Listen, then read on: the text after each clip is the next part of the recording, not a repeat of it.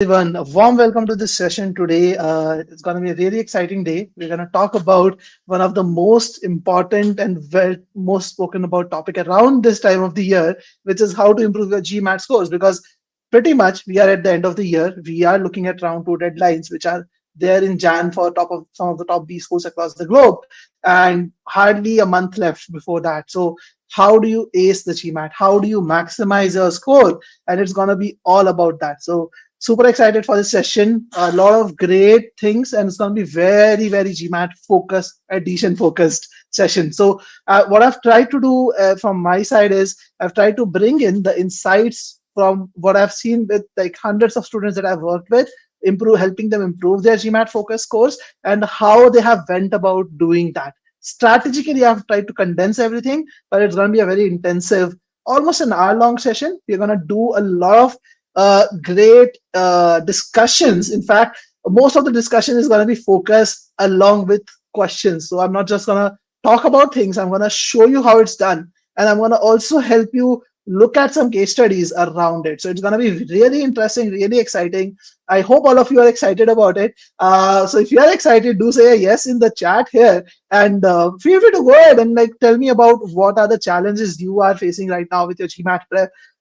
Definitely knowing them will help. I might as well take some of them into account when I'm presenting my strategies and all of that. So for sure. Okay, Chirag says yes, I'm excited.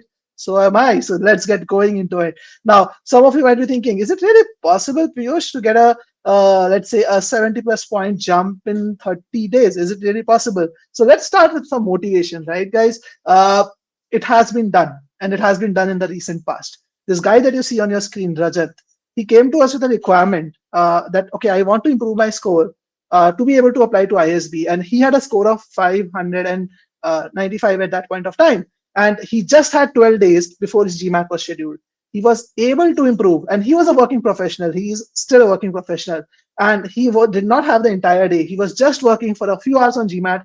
In less than 50 hours of preparation time, he did an incredible improvement of 70 points, where he improved in all three areas. Verbal, quant, both improved by 4 points. RIA improved by a couple of points, and he saw an overall improvement of 70 points. He was not even just able to apply to ISB. Day before yesterday, the results were declared. He has also made it to ISB, guys. Okay, so if you are listening to this, and just to tell you guys, he was someone who was sitting in an interview just like you sometime back around the 26th of August. I think he was sitting in an interview watching Ria's success story debrief, just like you are sitting in a session right now, and he made it possible. So in case you want some motivation, here is the link to his debrief. Again, I'm not going to talk too deep into about his story. You can just go and watch it out. It's on GMAT Club already. So let me talk about how we have structured this session. Okay, so very quickly, I'm going to skip the part of who are we at GMATWhiz. We'll dive right into root cause analysis, because I feel the main reason why people are not able to improve their scores, or why people struggle to improve their scores, and you see less of them improving their score, is because they don't identify the root cause. So we'll understand how root cause analysis is supposed to be done, what is the role that it plays. Then we'll talk about, based on the root cause analysis, how do you improve your methods and the importance of improving the methods, the role it can play in your GMAT success. We'll get into all of those details. And then we will move to creating an action plan based on that. Because obviously, like if I just tell you, okay, do this, do that, it won't help. You need to have an action plan as well. So how do you create an action plan out of it is something that we're going to talk about. And then I'm going to open it up for an open-ended Q&A, guys. Okay. So, but yes, just a disclaimer here. When I say I'm going to open it up in the end for an open-ended Q&A, doesn't mean you can't ask questions in between. I actually love when you ask questions. So feel free to ask any questions that are there on your mind at any point of time. I'm more than happy to take it up, guys. Okay, so don't hesitate in asking questions. In the end, I'm going to just keep an open-ended Q&A, meaning that you can ask any other questions also, right? So it's not just limited to GMAT or just GMAT strategy. So, but during the session, let's focus on the topic at hand. Okay, so without any further ado, let's get started. So again, I'll skip this part of GMATWhiz. We are world's only truly personalized GMAT course out there, and we have some amazing personalization things like study plan, improvement modules, and all of that. But I'll skip that for now. So let's understand what should the approach be in very simple summarized view. what should your approach be to get a 700 plus on GMAT? Okay, let's start from there. Let's set the tone and we'll get deeper into each area. So if you understand, GMAT is an adaptive test. It's not like any other test in the world. Like it's like a very different test in the sense that it tests your skill level first. It checks whether you're actually good enough to get a high score first. So in order to actually do well on the GMAT, you need to not just look at accuracy, you need to look at performance across different difficulty levels. So what is important for you, first of all, is to make the algorithm serve you hard questions. And I'm going to talk a lot about algorithm. I'm going to talk a lot about certain insights that you will understand about how the algorithm is functioning in different areas and different sections also.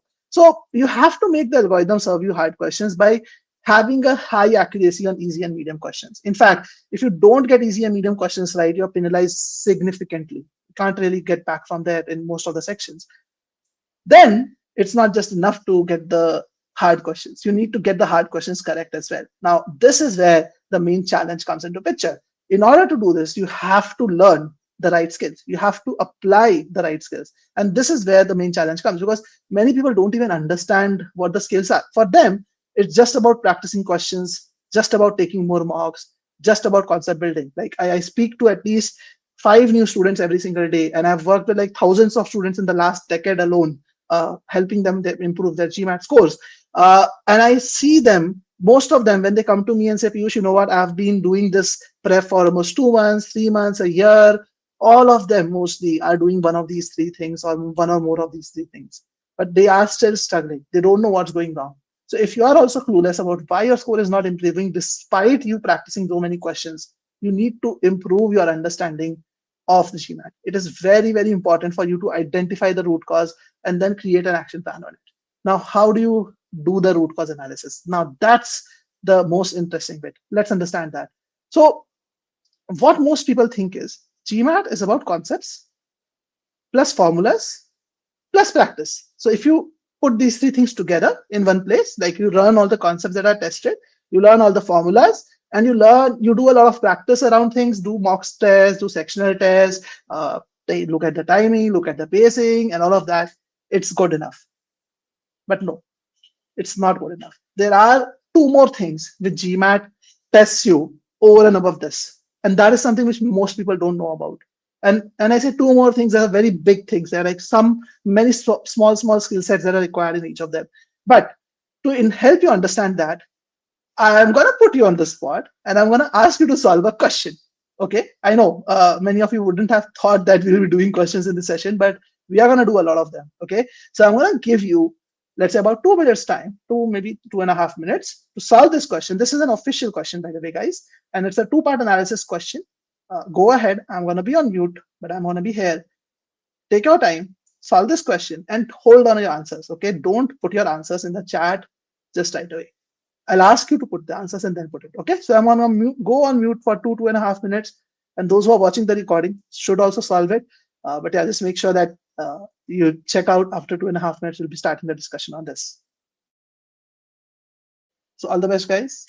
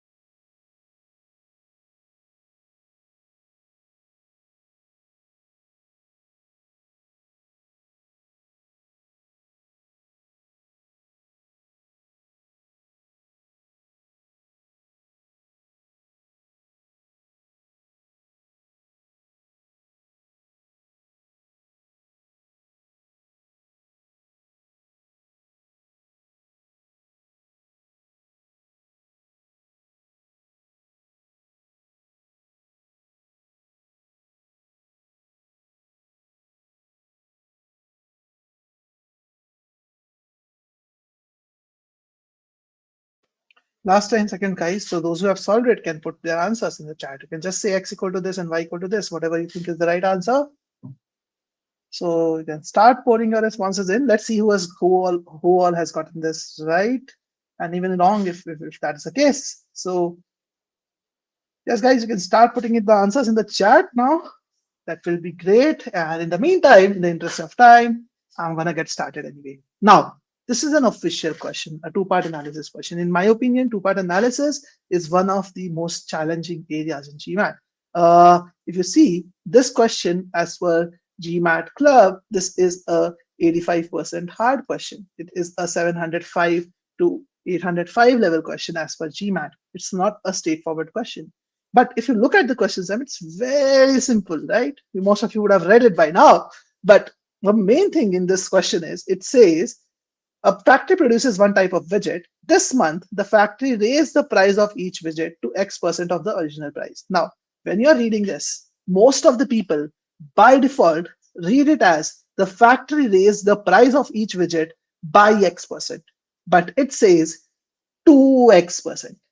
So most of the people, what they do is they frame the equation like this, that earlier the price was P, the old price was P, the new price is P into 1 plus X by 100, which is completely wrong. And then they say that the factory only sold Y% widgets that month. So if the quantity of selling was Q, this month they sold Q into Y by 100, which is fine. But since if you read it as by X%, you're not gonna get the right equation. But if you read it right, you realize that this is wrong. The right equation would be PQ is equal to P into X by 100 because the price is raised to X% of the original price, and it will be Q into Y by 100.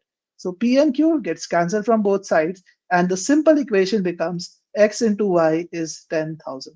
So you just have to pick two set of values for X and Y, which when multiplied get you 10,000. Now, for that, those values, one of the values is going to be 62.5 and the other value is going to be 160 if you put in, and X has to be 160 and Y has to be 62.5 because X is greater than 100. The price is raised to something. So it has to be more than the original value. So it is greater than 100. Now, I know I'm solving this real fast. And again, this is important. Like the reason I'm doing it real fast and not explaining too much in depth is because, again, the objective of the session is strategy focused discussion. So what I'm trying to focus on is the strategy part of it. So pardon me if you find it a little too fast. Generally, when I teach, I go really slow with this. But right now, I'm going to be a little faster with all the questions that I'm going to do today in the interest of time. So if you notice carefully, again, I don't see any comments till now. I don't know if any of you solved this, by the way. But I want you to tell me, what do you see is the catch in this question? What is the question really testing us on? Do you think it is testing you on identifying xy equal to 10,000 and what is the value of x and y? Do you really think that? This is like, I give this question with a calculator to a school kid, like maybe who is in fifth standard or sixth standard, and I tell them that you have to find two values, x and y. I give them these options, and I tell them that the product is 10,000. Can you find which two values are these?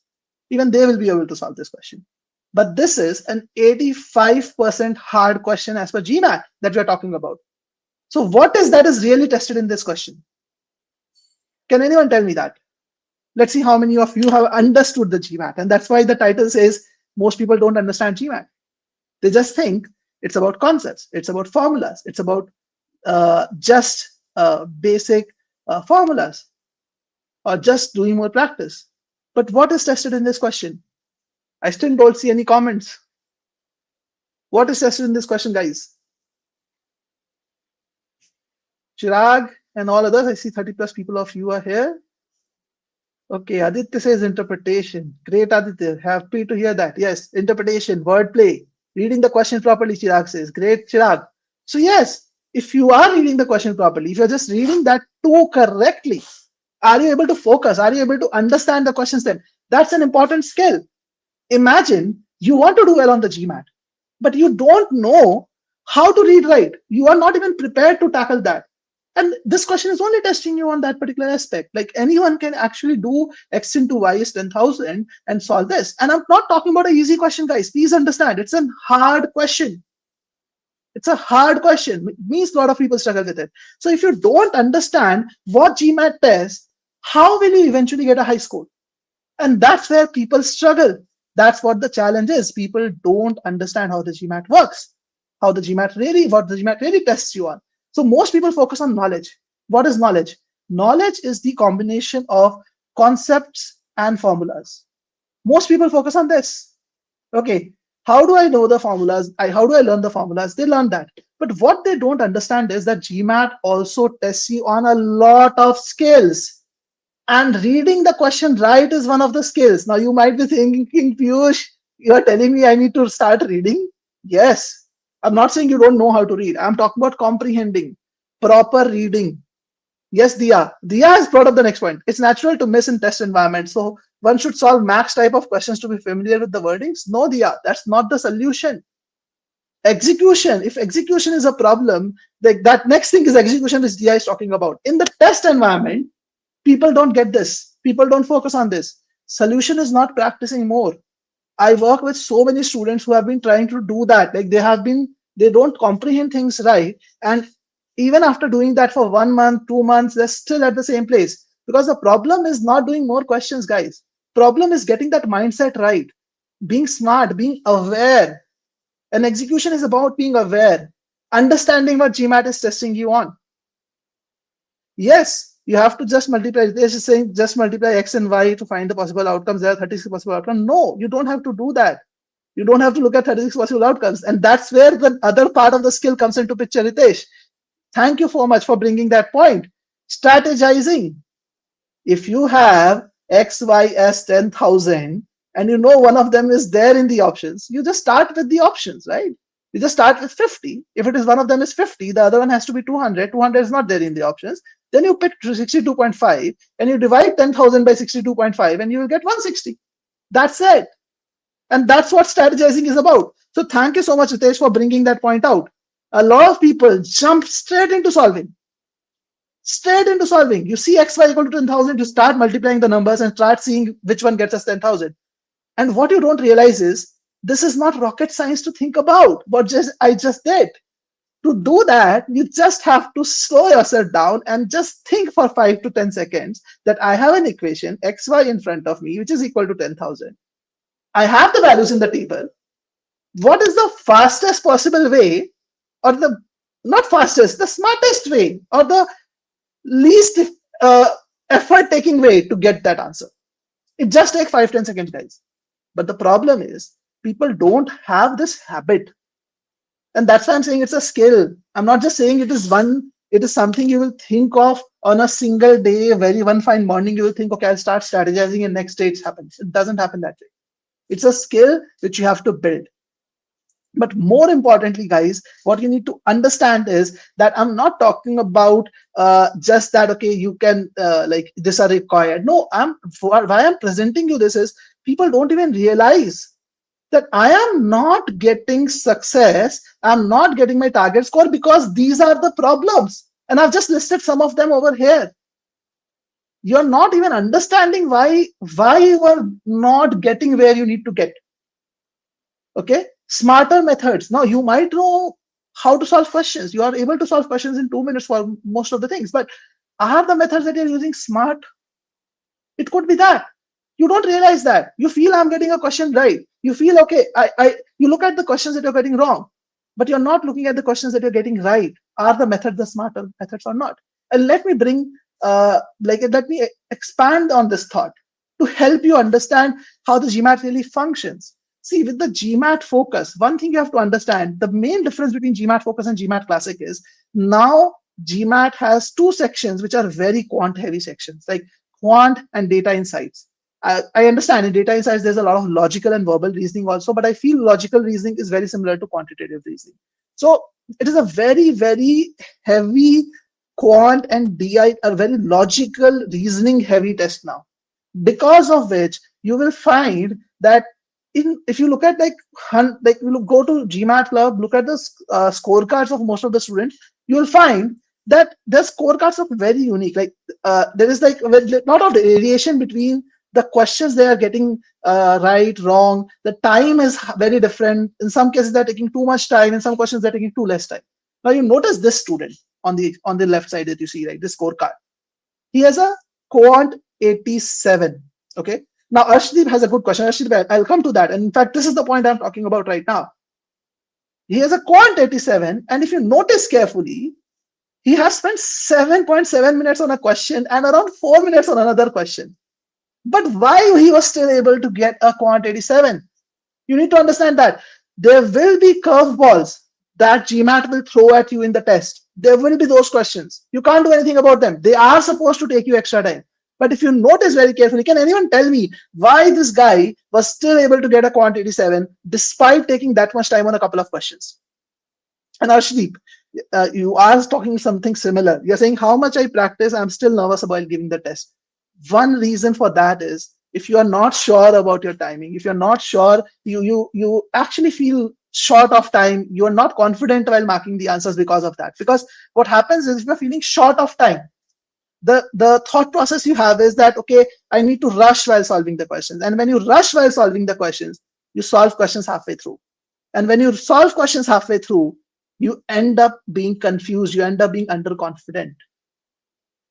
Okay, so that feeds your nervousness. All right, guys. So it is important to identify the root cause of your nervousness. And that is something which is very, very critical. Now, a lot of you, like some of you, Chirag and Dia, have come up with some answers. First few questions were correct, and hence the Quant 87. Yes, first few were correct. I understand that. Accuracy is very high. That's a good point, Dia. That's a good point, Chirag. Hard questions were given. But what you need to also focus on is timing. 7.7 minutes and 4 minutes he has spent. Basically, if you do some math, you'll understand that after spending this much time, he is barely left with 33 minutes for 19 questions. And he still is able to complete the test. And he's still able to do well. Why? And that's where you need to understand how GMAT scoring will work in your favor if you're able to understand this particular point. You notice the next line, which I'm going to show now. Look at this blue highlighted portion. Look at these questions. There are 7 of these questions in the test he has been able to solve in around a minute. And there you're right. So many questions under 1 minute. That's the key. See, guys, you sometimes don't see, okay, this is something you can't avoid. If you are going to score high, GMAT is going to throw hard questions at you. What that means is your methods need to be smarter. You can't afford to use your regular bookish methods, your archaic methods of solving questions, which again, a lot of courses teach. I feel that if you're smart enough, if you really want to get a high score on GMAT, you need to improve methods. Again, I'm not talking about shortcuts, guys. Please understand, I'm not an advocate of shortcuts. I don't believe in them. I'm talking about legit, logical, mathematical methodologies. And I'm going to show you some examples because I know when I say this, people don't understand this. They don't relate to it. So I'm going to talk about some of these methods. And that's why I said this session is going to be really intensive. I'm going to do some questions with you as well today. Okay, but please understand, this is what saved this person. This is what allowed this person to get to a Quant 87. Had he not been able to do these many questions in 1 minute, he would not be able to spend that time on those hard questions and he would not get them right. He'll make mistakes on them and the score will be low. Now, you cannot get these questions under 1 minute by rushing. Please understand, rushing is exactly opposite of what I want you to do. I want you to focus on learning legit methods, improving your methods which get you to the answer in the same amount of time. If all of this is making sense to you, do give this video a like and thumbs up. Okay, and I'll understand that at least all of this is making sense, right, guys? So this is what you need to do. Now I'll show you that quickly. Don't worry, I'm gonna get to that. Same thing with DI. Look at this scorecard. This person has gotten a DI 85, which is a 98 percentile. 98 percentile, just too shy of 100. You see the first 4 questions, first 4-5 questions, timing was so very high. But since this person has the capability of doing some of these questions around that 1 minute mark, because of the legit methods that he has learned, it was possible for him or her to get to that target score, basically. Now, this is something which we advocate. We believe that you should be understanding the GMAT. GMAT requires you to think logically, smartly, not unnecessarily long methods you should be using. So I'll just give an example of a student who we work with. Again, I'm changing the name of this person. He has not informed his organization about his MBA plans here from now. So I'm sorry we are not able to do interview with him. I really wanted to do his live interview, but most likely once he informs the organization, which should be in another 2-3 months post acceptance from his dream B school, we'll definitely do his interview. So I've changed his name, changed his image. So I've just used the name Asif. This guy started working with us on 18th of October. He took the GMAT on 18th of November, just 10 days back. Improved his score from Quant 80 to Quant 88 and Quant 7, DI 79 to 83, all with just 80 hours of effort in 1 month as a working professional. And all that we did in this 80 hours was focus on improving methods for solving different type of questions. Word problems particularly. He was taking a lot of time on word problems. Strategizing was not happening. He was rushing through a lot of those things. We focused our effort on weak areas in content DI, applied these methods on GMAT questions to make them second nature, because knowing these methods is not enough. You have to learn and apply them by heart and improve your test taking strategy. You have to learn also how to be aware during the test, when to do what. If you just see a question, don't just jump into solving it. Don't just do the first thing which comes to your mind. We learned that. We talked about that. In fact, I have a screenshot of the notes that we took from the very first session with Asif, the root cause analysis that we did. And if you see over here, we have talked about a lot of things. That presence of mind awareness needs to be improved. Awareness was not completely there. He was smart at manipulating algebraic things, but he was not using complete awareness. He was using picking numbers to solve. He can miss out on cases. He gets confused with the word play. Word problems were actually creating trouble for him. He was thinking fast, but he was still sometimes picking answers in a hurry. And why he was doing all of that was primarily because he felt that he is always short of time. And within a month, guys, with that 80 hours of effort, we were able to get to a point where he was completing the quant section 5 minutes early. And you see his quant score, 88. It's not a joke, guys. It's not easy to get. And he was the one who scored a quant 80 just a month back. So what changed? What changed was the methods. Okay. So I'm going to now get into the methods, but this disclaimer is very, very, very, very critical. So again, this session is a strategy session. Please understand, even if I want to, I can't go too deep into subject matter discussion. Basically, we have to cover the methods, but I will be covering it at a very fast pace. Okay, because this is not a subject matter discussion. It is a discussion on strategy. So I'm going to definitely show you some of these methods today so that you're able to relate to it, but just be ready for a little bit of fast pace on this. Okay, so in case any of you wants to work with us, understand how we can really help you get you to your dream score, feel free to schedule a call with us, with our team. We can definitely look at your case, how it is, and what we can do to help you improve your score. Feel free to just click on this link and schedule a call on our calendar. We'll do a deep analysis of where you are, what is that we can do to help you get to your target score, and who knows, you can be covered in our next interview as well with your amazing success story as well. So feel free to reach out to us, but let's get going, jump into this methods that I'm talking about. Okay, so let's do this. Even odd. Now this is a simple concept, right? A lot of people don't take a lot of time on even odd questions, but let's simplify this further. Now I'm going to do a couple of questions on this, guys. Okay, one question which is a straightforward question, slightly straightforward question to set the tone, and then we're going to jump into a 700 plus level question on this. Okay, so I want you to take a shot at it. Okay, I'm going to give you 2 minutes. This is a data sufficiency question. I wanted to take 2 minutes on this, maybe 1.5 2 minutes, and solve it, and then we are going to discuss this, and then we will increase the difficulty level to 700 plus. Okay, guys, and we'll learn some great techniques, and you'll understand what I'm talking about as methods. All the best. I'm going to be on mute.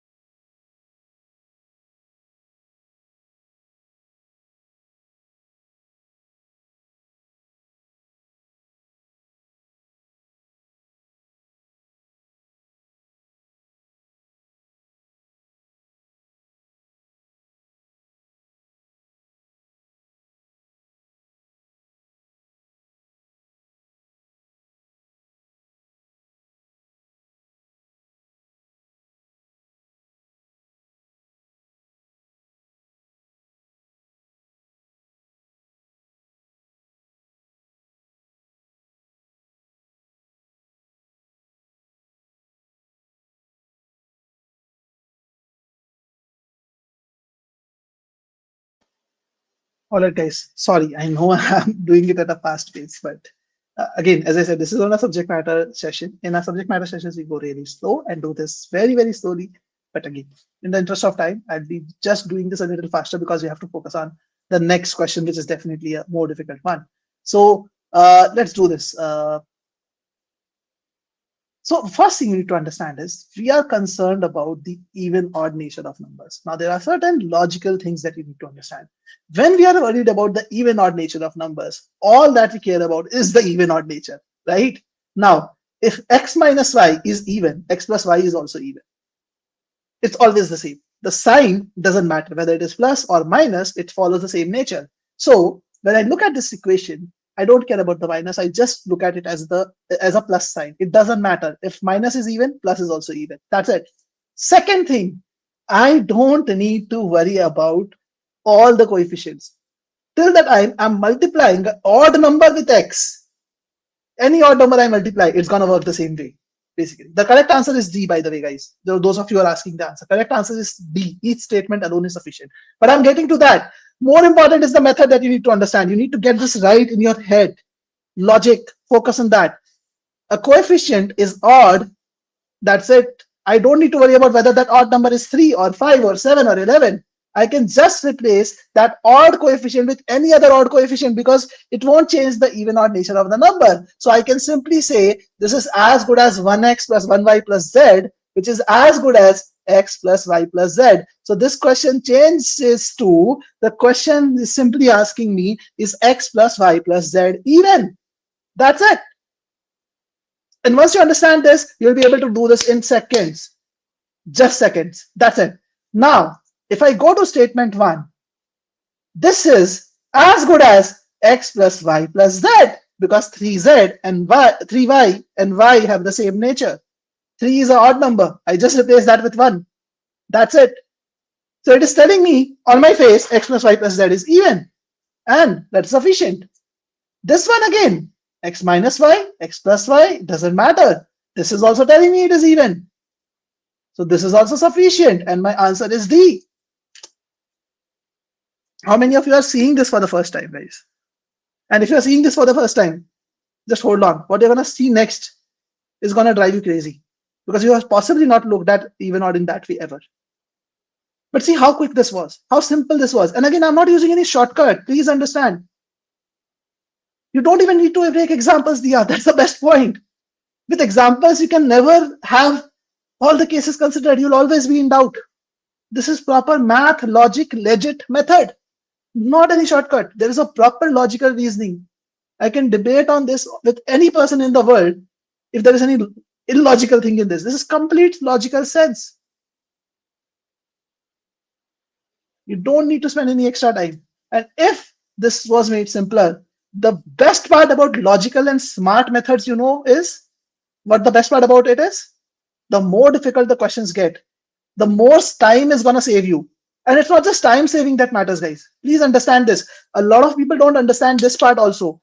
It's not just the time saving that matters. It also helps in conserving your mental energy. If you are taking cases, if you are thinking, let me take x, y, z as different numbers, or you are taking them as even odd, whatever method you use, it drains a lot of your energy. But if you're using smarter methods, it conserves your energy. It conserves your energy. And can anyone tell me what is the benefit of conserving the energy? In GMAT, what is the benefit of conserving the energy? Can anyone tell me that? Time saving, everyone thinks about. Okay, I can save time, well and good. I'll be able to do more questions in lesser time. No, that's one part. I understand. Can anyone tell me what is the benefit of conserving energy in GMAT? Let's see how many of you truly understand GMAT. Accuracy, Diya says. What about others? No one? No guesses? No understanding of that? Think about it. How many of you feel drained when you move forward in the test?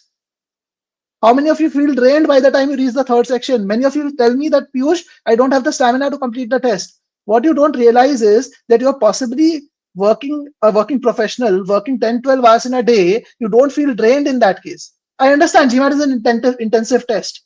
But by following longer methods, bigger methods, you're also draining your own energy. When you drain your energy, that also leads to loss of stamina. And when you lose stamina, easy things take time for you to understand, or you make mistakes. So don't just look at the smarter methods benefit as just saving time. It also helps you conserve that energy that you're draining out. Understood? And Chirag, you can't just take x equal to 1, y equal to 2, and z equal to 3. You might have to take other numbers also if that is required in this particular case, because you have to take numbers which fit that bill. And to identify which one fits the bill, again, I'm not against mathematical methods. Please understand, guys. I have also learned first using mathematical methods. But it's important to understand that that is more time consuming and more energy draining. But let's take this to the next level. Let's take this to a 700 level. Let's challenge ourselves. So you have some things with you, right? You've learned some things, but let's take it to the next level. Let's learn even more amazing things about even odd. Okay? All the best, guys. You have 2 minutes to solve this, and then we're going to do this together. I'm going to be on mute.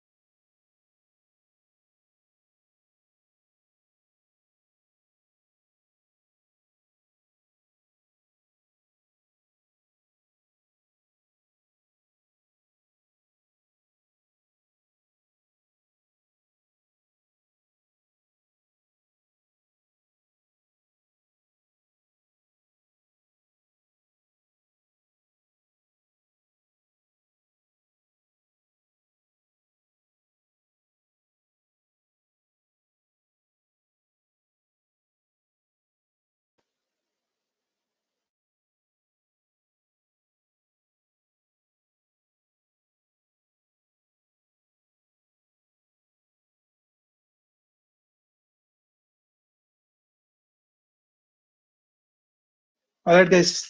I'm sorry to start. Like, it's already 40 minutes. I wanted to keep it under an hour. There are a lot of great things I want to share with you, so I don't want to cut short on them. And so please pardon me if I'm going a little fast. But this is a real tough one. Like 700 plus, a lot of things to take care of. But now notice, I'm gonna give you some basic concept building, right? Some I don't want to be too fast either, so that you're able to benefit at least. See, the idea is again, you have to understand, we're talking about even odd nature. When we're talking about even odd nature, all we care about is either even odd nature. And if you take even to the power any integer, it's always even. You take odd to the power any integer, is always odd, no matter what that integer is. So using that basic understanding, I can just kill off these powers right away. I don't care about these powers. I don't care about these powers in the statements either. I don't need to worry about them at all. Okay. Second one, x plus 2 has the same nature as x. Guys, I can replace 2 with any even number. Any even number. I very well replace it with 0. Doesn't matter. If x plus 2 is even, x is even. X plus 2 is odd, x has to be odd. As simple as that. Same thing with x plus 7. If x plus 7 has the same nature as x plus 1. So what I would try to do is, I would try to bring everything in similar way. Similar thing. because I care about even odd nature. I don't care about their values. The question is not telling me that they're divisible by 9. If it's telling me that, then I can't do this. But it is only focusing on the even odd nature. Understand that logically. Okay. Similarly, if it is saying 5x is same as x. I've already covered that. 8x is same as 2x because it is 8x, right? 8 is an even number. I'm multiplying an even number. Very well multiply with 2. I can even multiply with 0. If you want to be more adventurous, multiply with 0. Get it to 0. Doesn't matter. Let's do this. Let's apply this, guys. Let's go about it. So see what we do.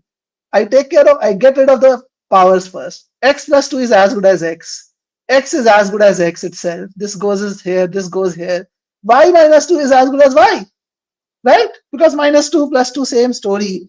It can add 2, I can add 0 also, which basically tells me that it is primarily x plus xy, which is primarily x into 1 plus y. And they're asking, is this thing even? That's it. See how complicated that expression looked. And we have simplified it to x into 1 plus y. As simple as that. Now, if the question is asking us, is x into 1 plus y even? That is going to be even if either x itself is even or 1 plus y is even, which means y is odd. So if I know that x is even or y is odd, I also know that this expression is even. And again, see, I'm explaining it to you guys. When I do this myself, it doesn't take me like more than 10-15 seconds to come to this inference. And no matter what you do on earth, if you don't do this, you can't simplify it this way in less than a minute. Trust me. Now I'm going to do the same thing with the options. Okay, statement 1. I take out the powers first of all. Okay, 5x is as good as, okay, 5x is as good as x. 8x is as good as 2x, as good as 0. Doesn't matter, 0x. 12x is as good as 0x. 9 is as good as 1. It is saying this is odd. All it is saying is x plus 1 is odd. So x is even. If x is even, my job is done. See how simple it is. How very simple it is. Can you guys apply this on statement 2 now? Try it out. It says 3y plus 11 plus y plus 35 into 3y plus 2 is even. Try it out on the second statement. You don't have to know y is odd. Dia, read this again. Inferences. Any one of them. If you know any one of them, you can understand the answer. Yeah, second statement is not required, Dia. It is enough with the first statement alone. You just need to know x is even or y is odd. One of them. That's enough.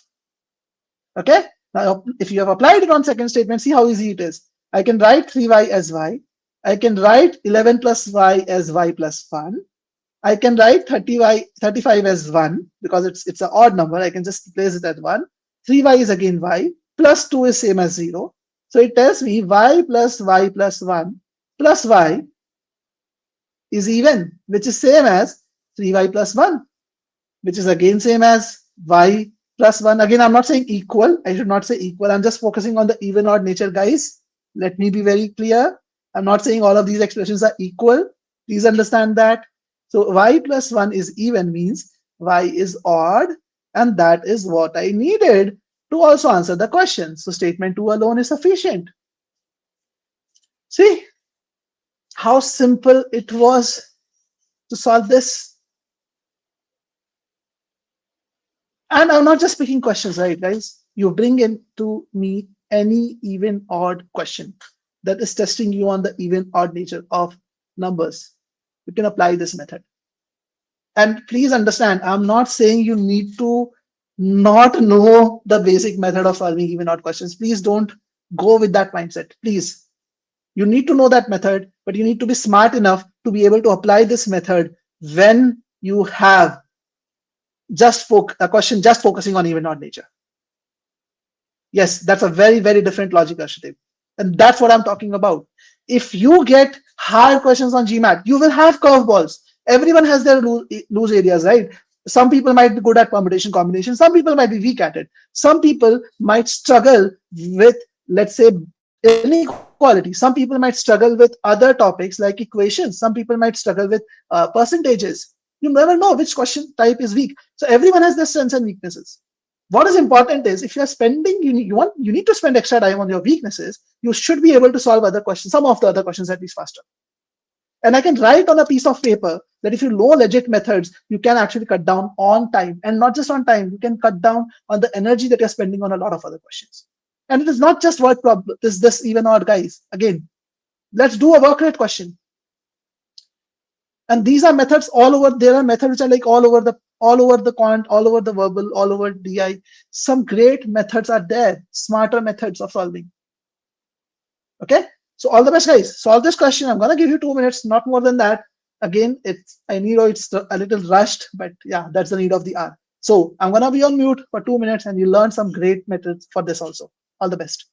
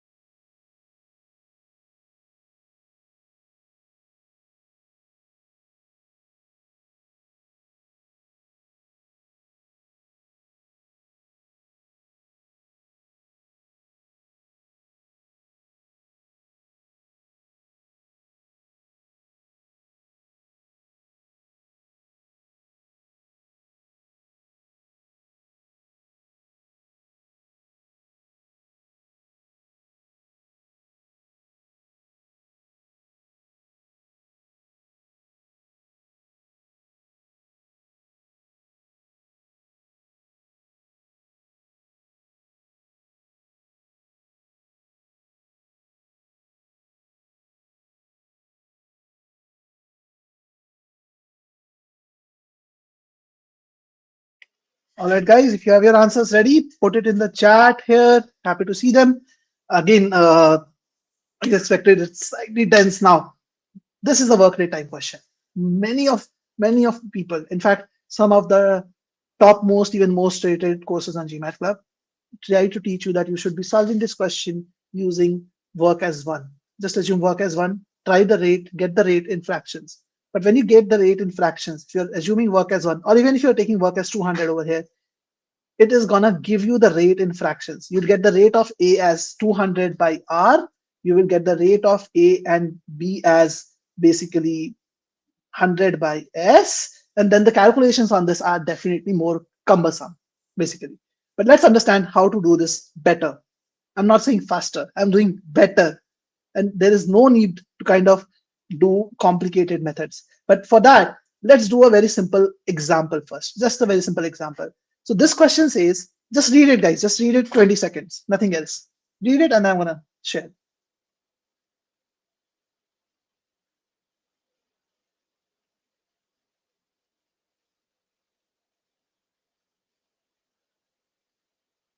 Okay, so 20 seconds are over. Dia has changed her answer twice. D is DCE. Now you're right, Dia. ECE is the correct answer, but I'll show you a very simple method of doing it. Now, if A takes 10 days alone to complete a piece of work and B takes 15 days alone to complete a piece of work, how much time will A and B together take to complete a piece of work? It's a very straightforward question. You can do it like this. You can say work is 1, A's rate is 1 by 10, B's rate is 1 by 15, total rate is 1 by 10 plus 1 by 15, and then work divided by rate, and you can get the answer. But we recommend you assume work as LCM of the time taken up by A and B, which is LCM of 10 and 15. You don't need to write all of this, guys, first of all, which is 30. Now, if you take the LCM as 30, the rate of A becomes 30 by 10, which is 3, and the rate of B becomes 2. Again, disclaimer, I'm doing this very quickly. All of this we have taught in the GMATWhiz course as well. Okay, And if you take private tutoring, they will be teaching you this in more depth, or even for very, very hard questions as well. But anyway, 3 and 2 is the rate, because 30 is the work, time is 10, and 15, the 3 and 2 are the rate. So the total efficiency of A plus B is gonna be 3 plus 2, which is 5. So the time taken by A plus B is gonna be 30 by 5, which is 6 days. 6 days. Okay. So I can do this method. I can use this method. Okay, of using LCM. Now, many of you would have seen this method. Again, I'm sure some of you would have seen this some places here and there. But the art is to be able to apply this in every work rate time question. And I can bet on this. You give me any work rate time question, or most of my students who we work with, we have taught this method to them to apply this on hardest of the questions also. You can solve the hardest questions also in 40 seconds to a minute by just mastering this method. And it doesn't take a lot of time. Just 1 or 2 days, just focusing on this. The harder the question gets, the efficiency increases further. So, for example, the previous question. Now, you might think, Piyush, how would I apply this here? Right? I don't have numbers, right? If A takes R days to make 200 widgets, and A and B together take S days to make 100 widgets. So first of all, I would want to get the work done same. With two different work done, I can't do anything. My hands are tied.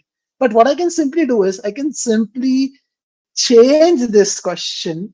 Not change this question, but just make the work same by saying that instead of if A and B are making S widgets in 100 widgets in S days, basically 100 widgets in S days, they will take 2S days to make 200 widgets. It's very simple, correct? Now I have A and B and A, both of them are doing the same work. I don't want the work to be 200. I know it is showing as 200, shown as 200, but I'll assume work as 2RS, which is nothing but the LCM of R and 2S, or a multiple of R and 2S. That's also good enough. You don't need to only take LCM. You can take any multiple involved, and not just multiple. You can take any number. Till the time you're taking a consistent number, you're calculating things right, there's no harm. It is as good as taking a work as it's as bad as taking a work as one, or as good as it is. But if you take it as a multiple, it just makes your life so very simple. See how? When you know A is doing 2RS work, which is 200 widgets, making 200 widgets in R days. I'm just taking this as a proxy. I'm not saying 2RS is equal to 200 widgets. I'm just saying it's a proxy. Then the rate of RA is 2S, which is 2RS by R.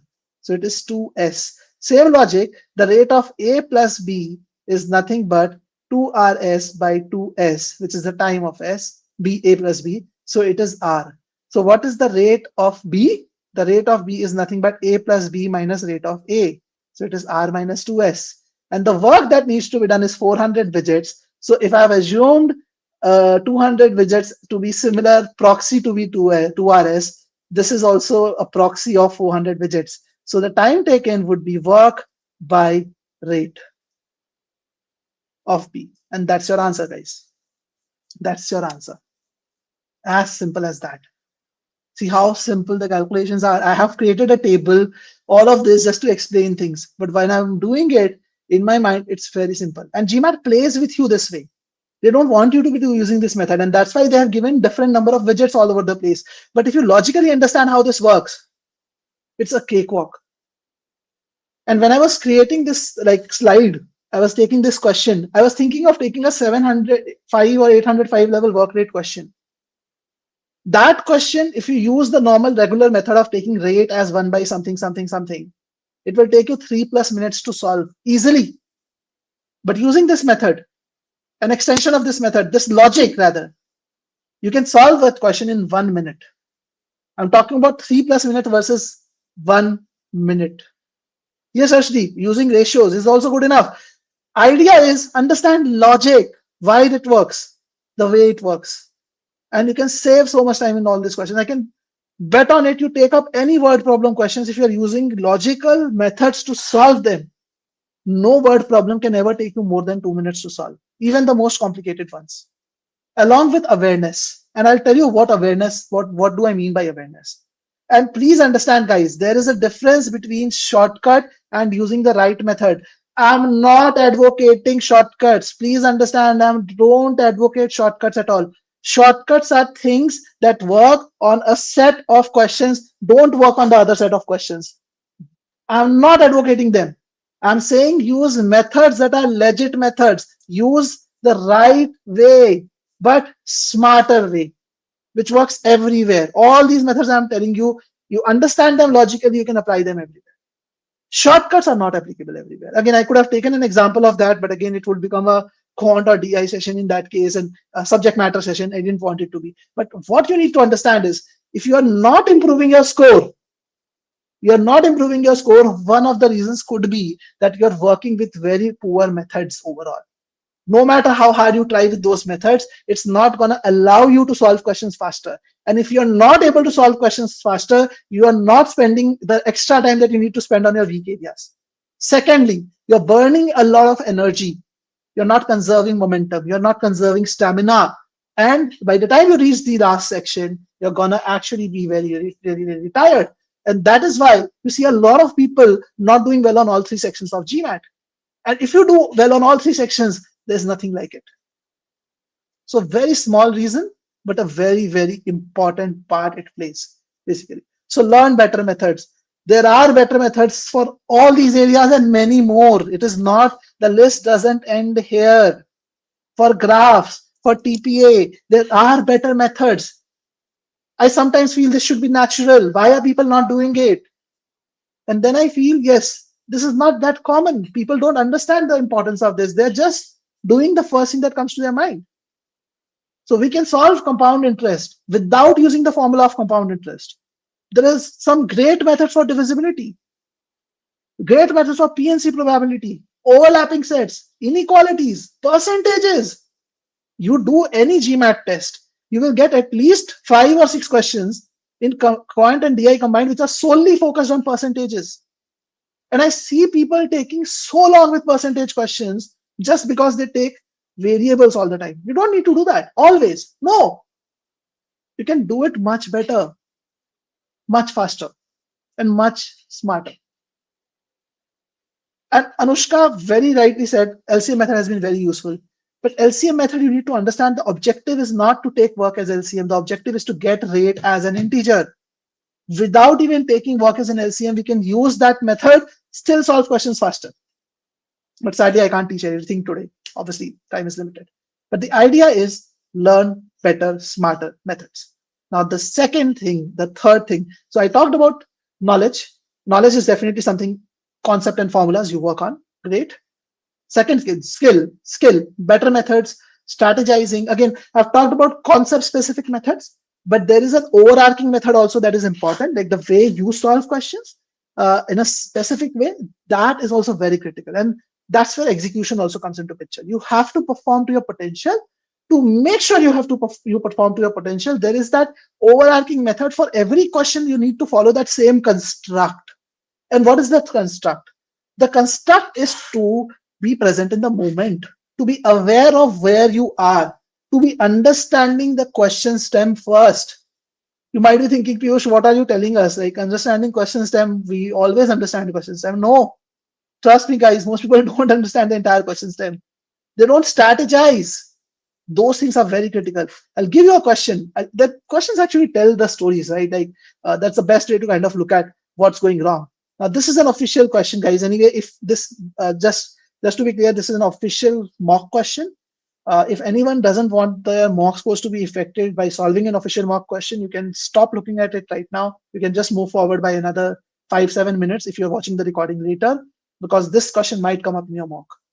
So I'm giving that disclaimer right away. Those who don't want to solve it, don't want their mock scores to be biased. Again, the probability of this coming is still low, but yeah, you can not do this if you want to. Okay. So I want you guys to give it a try. 2 minutes, all yours. Try to do this. Okay. And again, I'm not going to tell you a smarter method. I'm talking about just awareness in the test. Okay. All the best, guys. 2 minutes. I'm going to be on mute. Be with me. You're going to learn a lot of great things. And if you're liking the session till now, do give it a thumbs up. Definitely inspire me to do more of such sessions and great such learnings with you as well. So all the best, guys. I'm going on mute.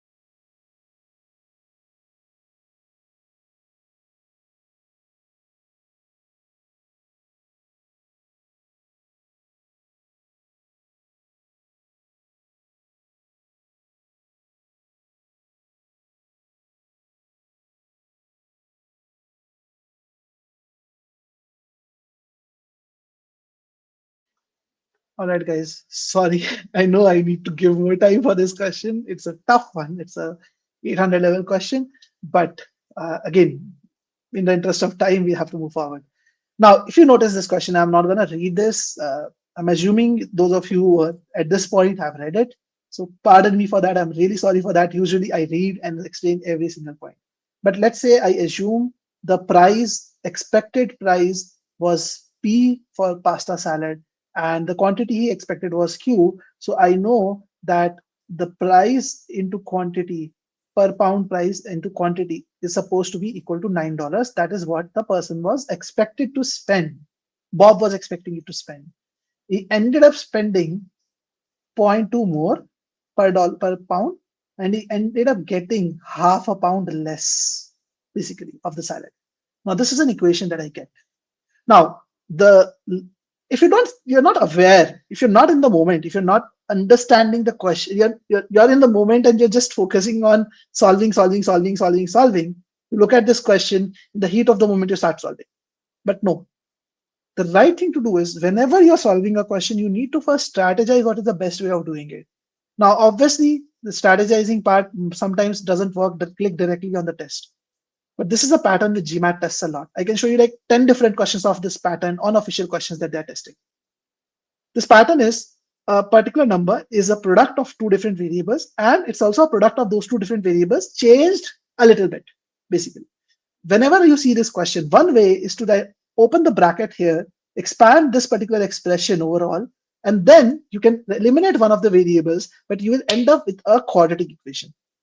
Even if you're the smartest fellow in the world, you will still take anywhere between 4 minutes to 5 minutes to solve that quadratic equation peacefully. If you're very, very fast, you might be able to nail it in 3 minutes, but that's still very steep. I've seen people going and solving this quadratic equation. So when we do sessions with students and all, we also sit in their mocks sometimes, basically. So I've seen a person who has scored a 755 on one of the mocks spend 8 minutes on this question. 8 minutes on this question. Still not being able to solve it because he was trying to do with a quadratic equation. Made some blunders somewhere down the line. Like it's challenging. It's not an easy equation to solve. Now, what you need to understand is GMAT really wanting you to solve it? That's the main question. You can possibly solve it. But what is a smarter way? I know the answer is there in the options. I know the answer is supposed to be the pound per pound price that he paid. So it is P plus 2 with 0.02, which is in the options. 0.2, sorry, which is in the options. So I'll start with these three values first. I'll look at these three values. If I take this as 1.8, 1.9, and 2, these are easier values to work with, right? Instead of 8, 8, 5, 9, 5. I'm not ignoring them. I'm not saying they're wrong. All I'm saying is I'm going to take them later. So if P plus 0.2 is 1.8, then P becomes 1.6. If P plus 0.2 is 1.9, it becomes 1.7. And if P plus 0.2 is 1.2, then P becomes 1.8. Again, there is also awareness over here. Please see, guys, I'm not just taking random values and I'm not just solving them right away. I'm looking at values, I'm seeing what makes sense. Now, I know 9 has to be a product of this multiplied with something, this multiplied with something. And similarly, in the other cases.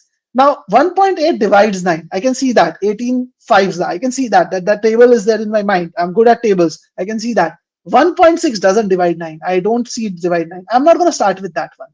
1.9 doesn't divide 9. I don't like that. I'm not going to start with that one. I'm going to start directly with this one. And it is not that I know how to solve this question now that I'm doing it this way. When I solved it for the very first time, also, I did the same thing.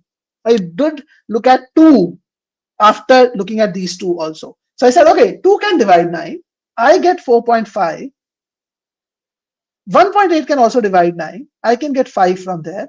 And these two, if you see, if Q is 5, then Q minus 0.5 is 4.5, which is matching. So if this is matching, this has to be the correct answer. And trust me, guys, if you have to apply this, you have to be slow. See, logical methods require you to be very calm, very composed. It's not easy to apply. It takes some thinking to apply, but it gives you that reward. If you apply this method, it might take you maybe 30 seconds, 40 seconds to think about how to apply this. But if you apply this, you'll solve this question in a minute, minute and a half, and be done with it. Okay. So Arshdeep says, just one last query. How do we differentiate between choosing the best method, as everyone has a different method of solving, and hearing all about different methods is sometimes overwhelming? So yes, Arshdeep, it takes effort. It's not easy. It's not easy. And we are there for it. Like, we help students with their GMAT prep. Interested, come to us. If you want to do it on your own, still you can do it. I have done it, myself done it, but it takes effort. You have to go through different methods, shift through them, see which one works, work logically around it. I work with different types of students. I'm working with someone, again, he's an Indian American. This guy was not very good at quant when we started working. He was having basic challenges even with word problems. But he has put in so much effort. Like, he has put in so much effort of looking at the methods, trying to evaluate that, try to see basically what works and why it works. He's now at a level that I'm very, very confident that he's going to do really, really well on the test. Basically, it takes effort. You have to put in that effort, unfortunately. There's no shortcut. But yes, you can always choose to work with someone who is intelligent, sharp, can help you understand those faster, has done the research on their own, or you can do the research on your own. Any one of the two. But there is no shortcut, that's for sure. So exam awareness is also very important. I'm not saying that you should use options always. Please understand, guys, don't have a slide, otherwise I would have put it on the slide. I should have put it on a slide. I don't recommend using options always. I don't recommend number plugging always. But you need to understand when to do it, when not to do it. That's an art you need to learn. Someone can help you learn that, but it's important to learn that. Okay, so that is something which is very, very critical. Okay, so next point. So I have a question from Anushka. How can we know whether solving a method will be better or looking at the options will be better? So Anushka, as I said, this has to be learned through effort. So what you can do, Anushka, is after solving a question, so while solving whatever comes to your mind, you do it. I always tell my students that you review the solutions, you spend time on the solutions. When you solve the question, you go back to the question, you see how you solved it. Was it better to do it that way, or there's another way, or even using options is better? Again, I'm not recommending, please, I'm telling you for the second time, I'm not recommending using options. That's possibly the last thing you should do.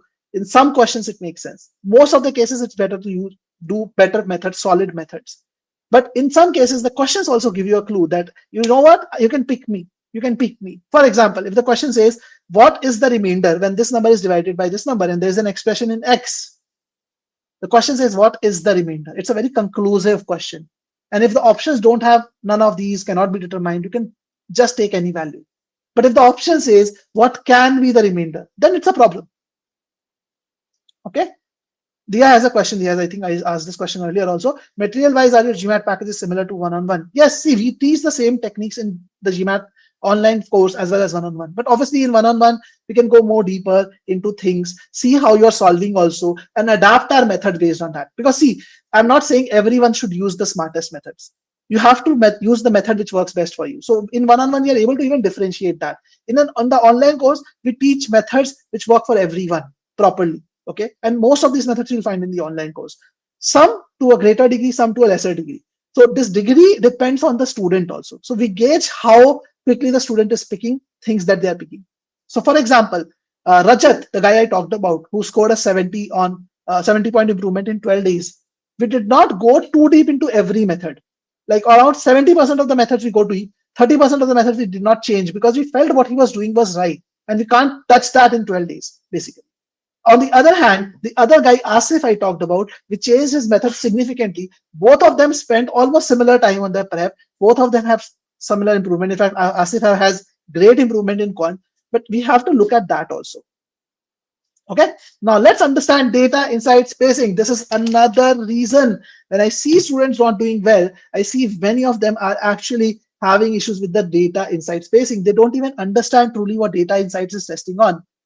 Many of the people try to gun for all 20 questions and getting them right on data insights. You don't need to. You need to understand that. That is very crucial for you to understand. Look at the scorecard, guys. This person has made 4 mistakes and still got a 98th percentile. The score is DI 85 and the percentile is 98 with 4 mistakes. Okay, and look at this table, like some simple information. 7 mistakes, a guy gets a 96 percentile. 5 mistakes, a guy gets a 94 percentile. 2 mistakes less, still a lower percentile. Why? Possibly the places where the mistakes were done. You see both the scorecards, the same people on in front of you right now on the screen. Again, the percentile has changed a bit. This was an older slide, so this is now 95 and this is now 93. Basically, this data was previous, like before the August end change in percentile mapping that has happened. But this is the new one, 95 and 93 percentile that you see. Okay, if you notice, guys, the guy on the left has made so many mistakes, but you notice the trend of these errors. Bulk of these mistakes are happening in the end.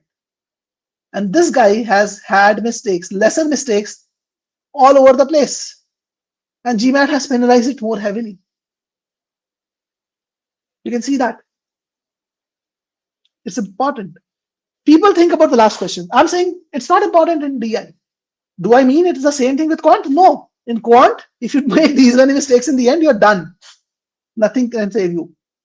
Quant is not that tolerated. In DI, toleration level of GMAT is high. Verbal is between Quant and DI. What matters in adaptive test is you do well on the previous questions. But one disclaimer again, guys. Please understand, I'm not saying that just because you'll give more time to initial questions, you will get them right. That's very, very, very, very wrong. All I'm saying is you should not rush through the initial questions and try to get things right. You should not rush. You should not take extra time. You should not spend less time. You should spend the time that the question requires to be spent on. Even if that means you're doing only 15, 16 questions properly. Like the rest of the questions you can skip. That's what I'm trying to say. And see, what is the incremental benefit of doing extra questions, right? You look at this person, right? This is the first scorecard that I showed you. The one on the right made 4 errors. The one on the left made 7 errors. There's just a difference of 3 points, just a difference of 3 percentile and 2 points in the overall score. Now you might say 2 points in an overall score is significant for me. I understand that it could be significant. But what I'm trying to say is from 7 mistakes to 4 mistakes, getting from that level to that level is a lot of effort. Now, if you are gunning for, so this I totally understand. You should definitely gun for this. I also recommend my students to push towards a D85. Makes sense. You want to get a 705 plus, this is required. But not at the cost of, like, you should not push yourself beyond this unless you're great at DI. Obviously, like if you can get a DI 90, I don't mind. I would love to. But what's the idea should not be that I will do all 20 when I'm not even able to do 15 properly. First, get to 15 and do them properly. Don't rush. Don't try to get to everything. Don't shoot arrows in the dark and okay, I hit it, I miss it, doesn't matter, I'll try more. Don't go with that logic. Work on less questions, get them right. You have that luxury in DI. You don't have that luxury in Quant, by the way. You have that luxury in DI. You have that luxury to an extent in verbal. At least this is how it is working right now. I don't know what will happen in the future, what GMAT does. Right now, this is how it's working. I hope it gets the point across. Now, why this? What is the impact of this on the pacing part, guys? You need to also understand this. A lot of people don't pace the GMAT properly. They think that they have to spend less time on DS to be able to make time for graphs, TPA, MSR. No, that's the wrong thought process. If you're spending less time on DS, you're cutting corners there. You might as well get it wrong. And you have seen what can happen with you if you make mistakes in between, in the center, in the beginning. No, I don't want you to be in that zone. This is a table which tells you around the general number of questions that comes in each section. Obviously, MSR could be 6 questions also. I've taken the most common pattern that I have seen looking at so many mocks or so many attempts of students. So if you spend 2 minutes on an average on data sufficiency, 3 minutes on graphs, 3.5 on TPA, 3.5 per question on MSR, this is the total time that you would be needing to do these questions. This means that to be able to attempt the paper properly, you need somewhere around 55 minutes. GMAT is not giving you that time. GMAT itself is not giving you that time. GMAT is only giving you 45 minutes. They are also trying to say that, okay, if you are someone who is up to a 98th percentiler, you should be able to do about 16, 17 questions. You do these 17 questions, you get to 44.5. All. That's all. Yes, if you are 100 percentile, and if you are someone who is the smartest person in the batch of all the students who are going there, you are an amazing guy, you're already at a very high score, definitely you can still do this in less than, like you can still get a 100 percentile. Your timing will be low. But if you're not there and you're pushing yourself to be there, you're pushing yourself to become a 100 percentile, that's wrong. You need to get to a 90th percentile first, a 99th percentile first, and understand what it takes to get there. What it takes is to be able to be smart enough to understand how the test is working. So what I'm trying to say is you can gun for 16, 17 maximum. Not don't gun for more than that. If you want to gun for more than that, take one attempt, get there, get a 99 percentile, then take another attempt where you take 20 questions. No harm in that. But why are you pushing yourself to get 20 right or complete all 20 questions and not even able to get the 99th percentile when you can get there, or 96th percentile, whatever is your capability to do that? And then again, I'm not saying that you should skip questions.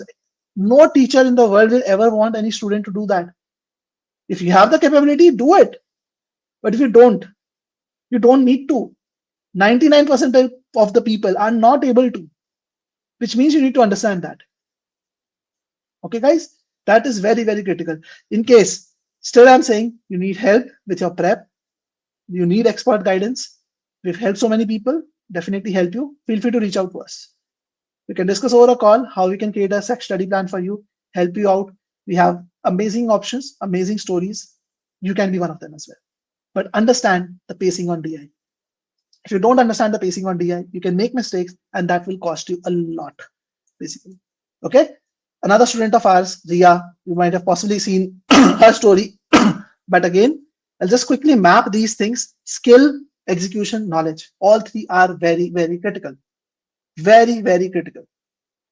Most of the people are not working on the last two. They're only working on the first one. So Ria worked with us. First journey, 5:15 to 6:15, we worked on the skill building part, learning the skills, learning the methods. 7:15 is what execution helped her do, developing the right mindset. So how to create an action plan now? Let's talk about that very quickly. I know I wanted to do this session in an hour, but yeah, the interaction really went well. I hope you guys enjoyed this as well, and you learned some great techniques. I wanted to do more, but yeah, like I can't go beyond a certain time. It's like then too lengthy also. But feel free to reach out, guys. I'm more than happy to help and be a part of your journey and help you improve. But quick insights into what kind of action plan can you create. So if you have concept specific gaps, what you can do is review the topic, and just give me 1 second, guys. I'm going to drink some water.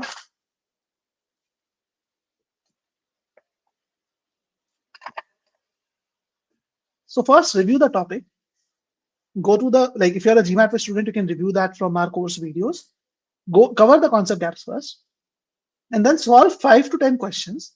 And when you're solving these questions, try to focus on the process of solving. Don't just randomly solve, right? Okay, whatever comes to my mind. And by now, I guess you know what I'm talking about as the process, right? Smart methods, okay? And then you move to step 3, which is solving 20, 30 questions in sets of 10. So idea is you learn your concepts, you learn the method, and then you apply the method on a bigger set of questions. Then you can do sets of 10 or sets of 5. But when you're doing initial part of learning the method, do one question at a time. And here it's very important for you to review the solutions. Check the solutions, see how it is solved in the question over there in the solution, and see, and sometimes possible that the solution might not be telling you the best method. You can come up with something better, but spend that energy, spend that time that is required. There's no shortcut.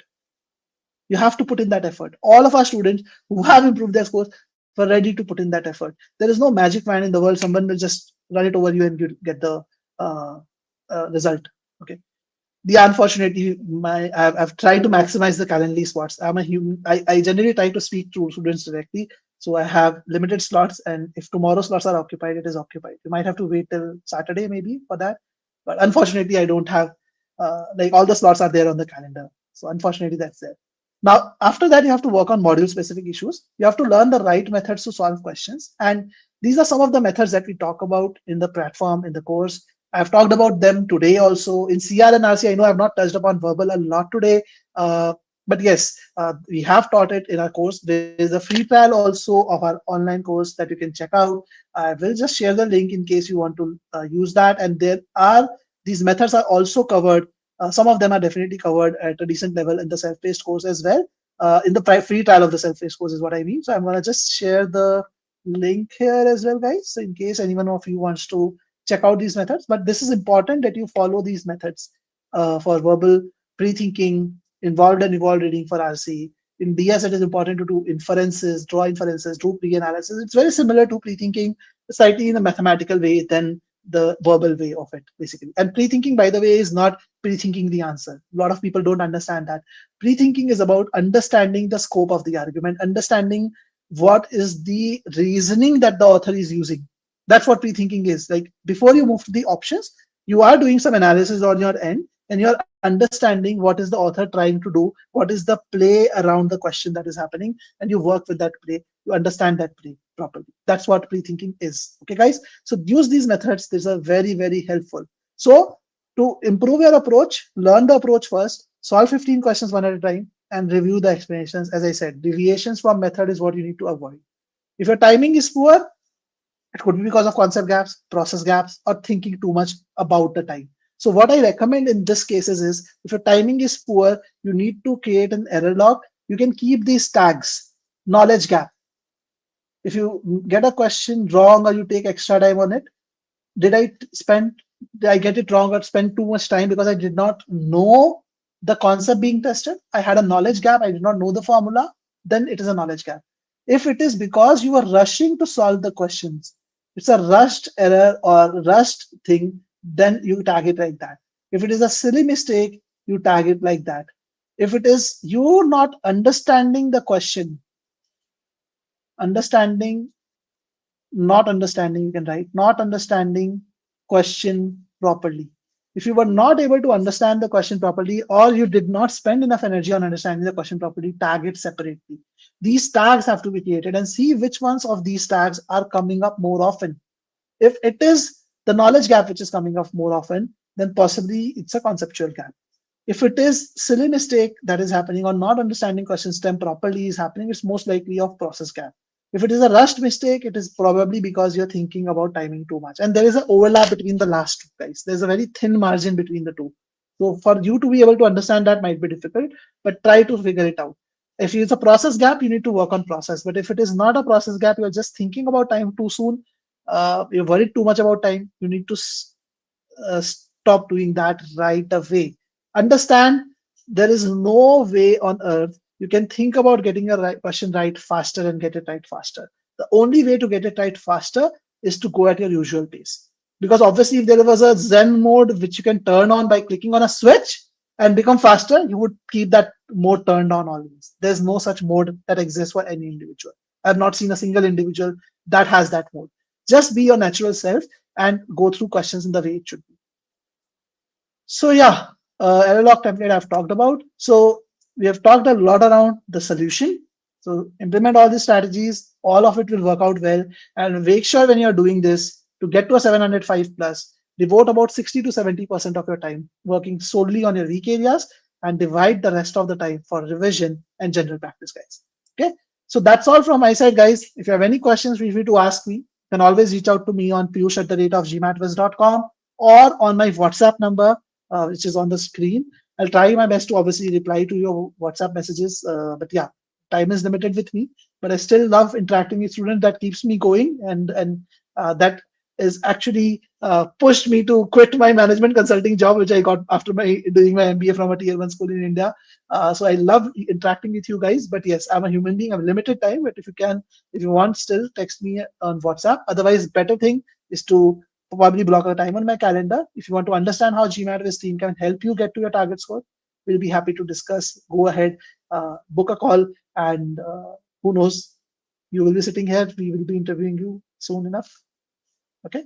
Any other questions, guys? I have about 2 more minutes. I can take it up. So if you have any other questions, feel free to raise it right now, and I can take up 1 or 2 questions maybe. And if you really like this, do give it a thumbs up and do share it with your friends, because I've tried to summarize some of the key learnings. Obviously, I can't summarize all the learnings in one session, but I've tried to summarize some of the key learnings that I had with a lot of students that I've interacted with, worked with in the last decade, basically, and especially for the GMAT Focus addition changes related learnings that are there. So definitely share it with your friends if they might also benefit from it. Thank you so much, Dia. I'm really happy to know that you like the session and love to connect with you and definitely answer your queries that you have. But anyone has any other queries, feel free to let us know. I'm gonna share the link for our free trial also. Like you can always check this link out, get sign up for a free trial. We don't even ask for your credit card information or anything, all free. So you can check out our free trial. If you like the course, you can take it. And in fact, we have a Black Friday sale running on, so you can possibly get lowest prices right now on our products. So you can check out our free trial, check out our product. It's possibly the best time of the year when you can get the lowest prices of the year as well. So you'll find all the details on our website. And yes, if you have any other questions, just reach out to me. So thank you so much, guys. I really liked it. Thank you, Arun. It has been a pleasure working with you as well. Let's ace the GMAT, and I would love to interview you one day. Right? So let's continue working towards what you're working with. And thank you so much, everyone. All the best for your GMAT journey. Feel free to reach out to us. I'm just gonna flash the details one last time on the screen. So all the best, guys, and keep rocking and start believing in yourself. Improve your methods, execute, be yourself, and you will get there, guys. Okay? All the best, guys. Thank you.